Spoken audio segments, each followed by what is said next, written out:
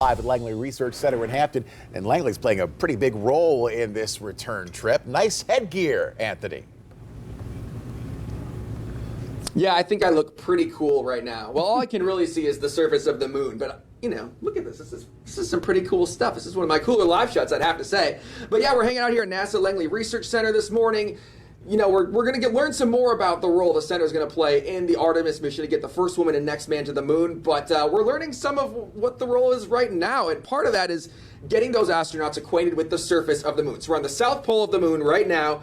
I've got Pat Troutman somewhere around here. And Pat, your title is Space Architect? Yes, it is. So, very cool. Just tell me, what am I doing?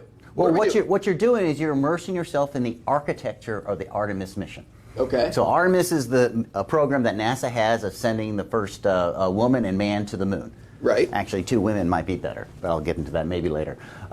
So you're on top of the lander, the Artemis lander, and this is one of the many configurations that we're looking at, working with industry, to come up with the optimal approach to getting people back to the moon. If you look down slowly, you'll see 2 what we call lunar terrain vehicles down there. Those will be the Apollo rover that gets the crew around the surface of the moon, extends their range, and allows them to do a lot of good science and make the best of the time that they have there. Really now cool. Look up a little bit. Look up a little bit.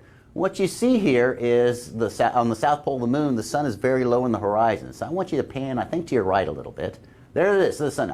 It's going behind the rim of a mountain now. Put your hand up there and block that sun. There you go. Now, one of the problems with the South Pole is that the sun is just like it is at the South or the North Pole of Earth. It's always on the horizon. It's like driving home in rush hour traffic with the sun in your eyes all the time. So part of what this environment does, it helps us understand how the crew is going to interact with such an extreme environment, given the simulation of the terrain and the sun going around the South Pole there. So now if you look to your right a little bit more, we're standing on top of what we call the ascent element.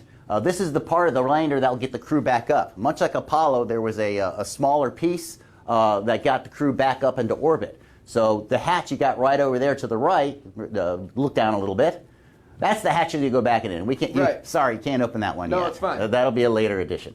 Okay.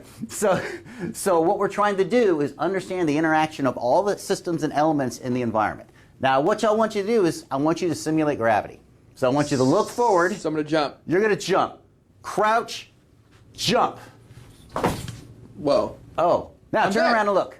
Hey, wow, that was quite a leap he made there. So One giant leap for mankind.